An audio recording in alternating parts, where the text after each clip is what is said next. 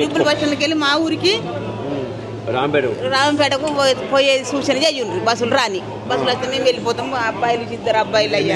ఎన్ని గంటలకు వచ్చిరమ్మా? 6 గంటలకు వచ్చినాం. నీలపూర్ దవాఖానకి 6 గంటలకు వచ్చినాం.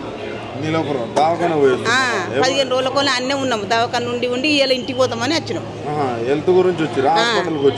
పిల్లలు బాగాలేకపోతే వచ్చినాము. మరి అక్కడి నుంచి ఇక్కడికి ఎట్లా వచ్చిరమ్మా? ఆటోల మీద వచ్చినాము. ఇమిలి బస్ స్టాండ్లకు ఒక ఆటో కట్టుకొని పోయినాము. ఆడ బస్సులు దొరుకుతాయేమని మళ్ళీ ఆడికెళ్ళి ఆడ దస్తలేమని మళ్ళీ ఇటు జుబ్బుల బస్ స్టాండ్కి మళ్ళీ ఇంకో ఆటో కట్టుకొని వచ్చినాము. 600 రూపాయలు అన్నీ అయిపోయినాయి. ఆటో ఛార్జీలు 600 అయినాయి. 600 అయినాయి. ఈడికే 600 అయినాయి.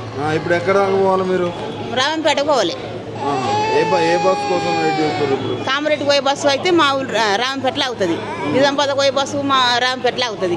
ఇప్పుడు ఏ బస్సులు పోతలేవు. ఈ నట్ల నడమలా అయిపోయినాం. ఇక ఎటు కాకుండా అయింది. కార్లు ఇట్లా ఏమన్నా?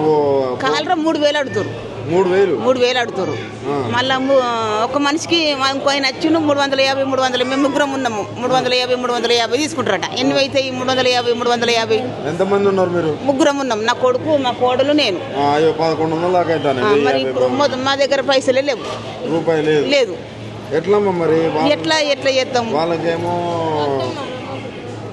వాళ్ళకేమో వాళ్ళ ఏంది, వాళ్ళకు జీతాలు పెంచాలి, లేకపోతే వాళ్ళ హామీలు ఇస్తే వాళ్ళు బస్సులు నడుపుతారు.